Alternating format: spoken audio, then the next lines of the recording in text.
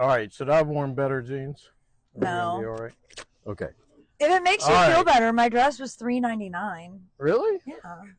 So I got these shirts that I got all these shirts on Amazon for $4. So I Yeah. just bought a ton of them. Me too. I bought this dress in every color they had.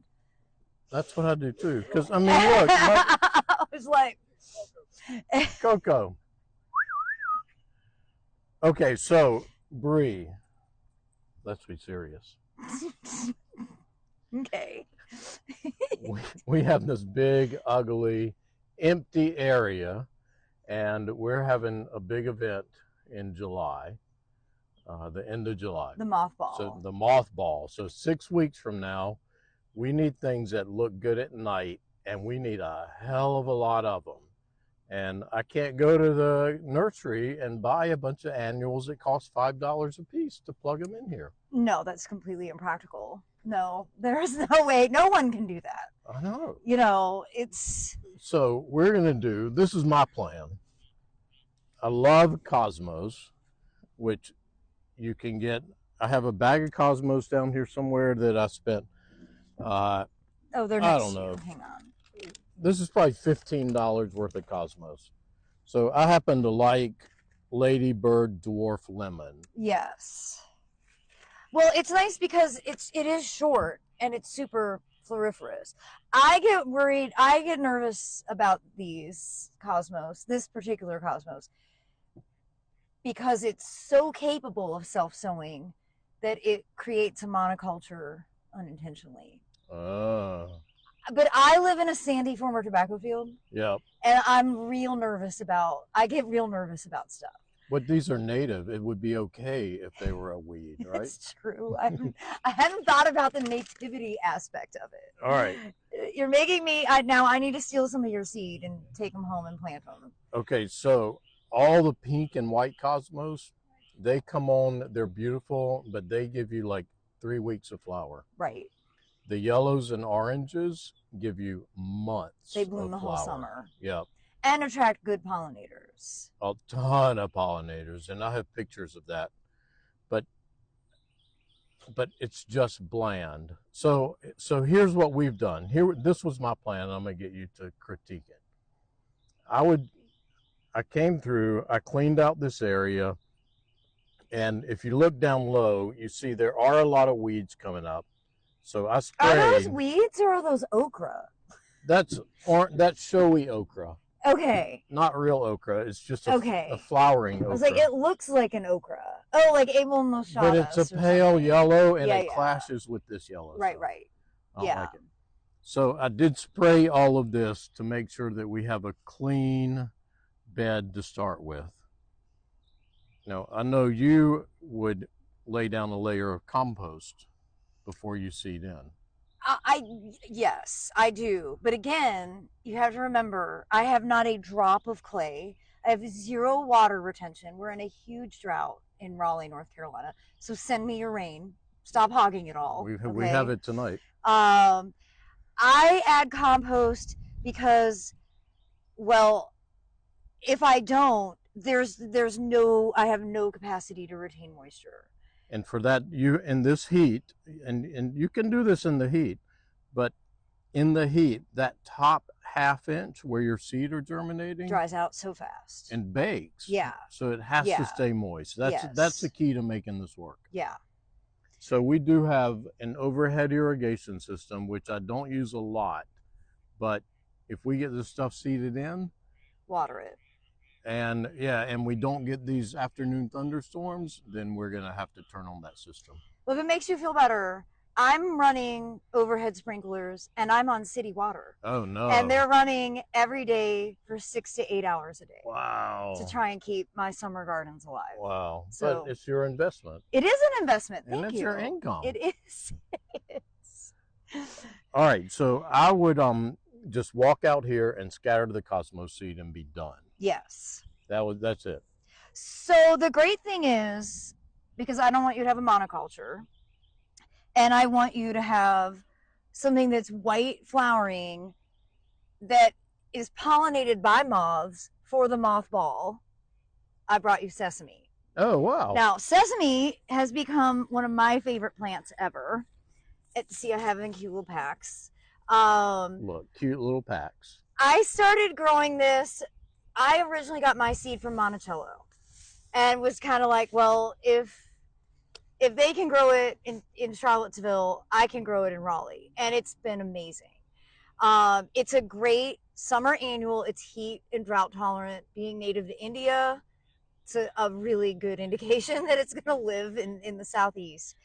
And you know, it depending on your soil profile, it'll grow anywhere from 4 to 6 foot tall, and it blooms all along the stalk. And then every flower turns into a seed pod, and you get thousands of seed for the next year.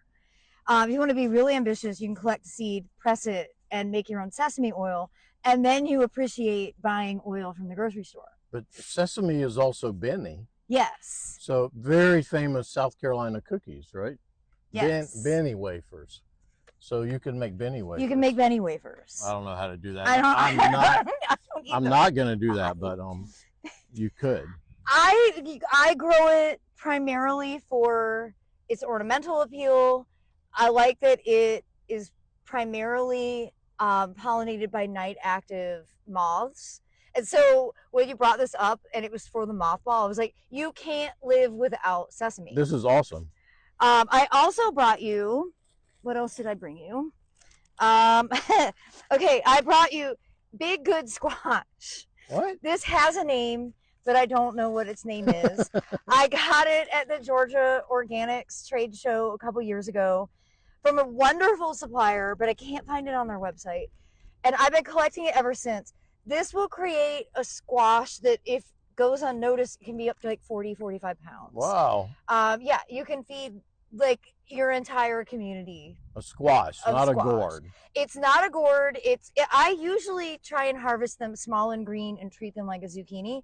The great thing is it's squash vine borer resistant and powdery mildew resistant. Oh, wow. So it actually lives. There's also Cushaw squash in here, which is a North Carolina native. And that is also a squash, but it has more of a gourd shape with like the long neck. Okay. And these are just really nice ground covers that kind of meander around through and give big, bold texture. Yeah. They really help white prevent flowers, weeds. right? Yeah, well, these have more Yellow. orange, yellow flowers. Okay. Yeah.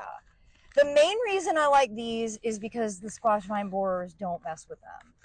I have a huge squash vine borer problem. Okay, so you bring up something there. The reason I'm doing this is for a party. It's economical. It gives us a look that's loose and frilly and beautiful. But you brought up something that's super important. If you get things down that you want and like and get them coming up, they outcompete most other weeds. So it's a maintenance issue. Exactly. I mean, I am always so proud of the seed bank that I've established from years of direct seeding, cool season and then warm season. When I don't have to plant something and it just grows on its own, I mean, I feel like I've won a gold trophy. You know, like that's like the ultimate thing you can have as a gardener. All of these cosmos behind us and zinnias too, they just came back from last year's planting. Yeah, self-sowing is the ultimate goal. Yes. Yeah. And you can always edit. You right. know. I've always said I'd rather garden by editing than by struggling to get something to grow. Yes, exactly. And direct sowing, I don't know why everybody isn't employing this strategy. And you and I both preach this all the time. Like, I don't know why landscapers aren't doing it.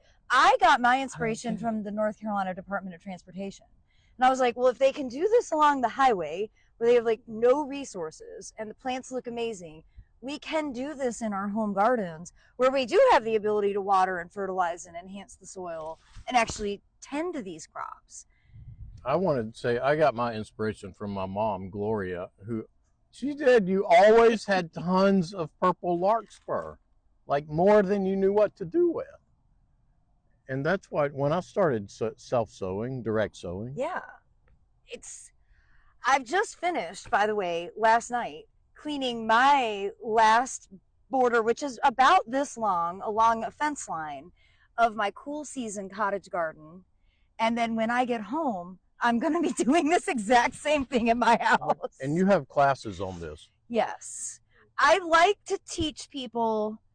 I mean, it's such a simple concept, but it's so hard when people have been trained that they have to go to the garden center and buy an expensive plant and then put $15 worth of soil into that hole to make that one thing grow. What I'd really rather see people do is engage the ground plane and improve your soil in mass, and then it's there for you to grow in year round. And as Southeast gardeners, we don't ever stop. Right. There's never an off time. Right. You know, I grew up in Michigan. We didn't garden from November to April. And, well, I used to never like understand before I started traveling. I was like, what are all those Northerners are writing so much in the wintertime? Why do they have time to write? And then I went up there and like, oh, the ground is frozen. They don't have to work. And this is why they don't constantly have to add organic matter, because the ground freezes and all of the good stuff doesn't wash away like it does for us in the South. I mean, having come from the Midwest, and I've been in North Carolina 24 years, the biggest difference is the organic matter retention in soil.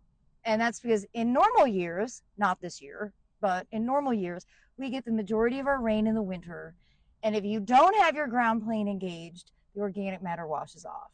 And so your main job as a gardener is constantly adding stuff that will decompose and then feed the microbes in your ground. Well, now the way we manage this normally is we will cut all of this down in the fall, all the stuff that we're sowing today. Yep. And we'll lay it down flat and kind of roll over it, and that's our that's your mulch. That's our mulch for the winter. Yeah. We'll leave it for a while for birds and stuff. Gracie, you're not coming up. But I want to. I do have to bring up this because you're in this book in one whole chapter called Practical Propagation by Seeding In. And it's about the economics of it, and it's all the stuff that we've just talked about. Yes. So, it's so much less expensive to buy a few packs of seed. Is that you? I think that's you. That might be me, actually. That does look like a Let me see your fingernails. Oh, they're not. Yeah, those are not painted fingernails. No, my fingernails are never painted. I only dress fancy. Me too. All right. So I have one other treat for you. What? Which I don't know that it won't be in time for the mothball, but I brought you some of my homegrown cotton. Oh, wow. And so this is why I have my groundhog. Okay? Okay. So for the cotton and for the squashes, they can't just be scattered. They need to actually be planted and spaced appropriately. Right. So the groundhog is awesome because you literally just do that. You drop the seed in, and then you cover it back up. That's my favorite tool. So you're not doing a lot of soil disturbance. Because the more you mess with the ground, like if you rototill and stuff, you're just bringing up more weed seeds. Right. So the less you do, the easier it is. And that's why I have my hard rake out here, but I wouldn't hard rake this for that same reason. Yeah, exactly. Now, if it weren't this nice of soil, I mean, I've been working on this soil for 20 years. Right. If it were harder, newer, more like subsoil. Every new housing development? Yeah, like a new house, I would definitely rake because you need that seed to stick in place. Exactly. But this bed, I mean, I'm very, very jealous. I'm so jealous of the soil. Oh my gosh. It's so good. I mean, this is like the good kind of clay. Oh yeah. You know. So we have red clay base, and then we have about 8 to 12 inches of a sandy clay mix.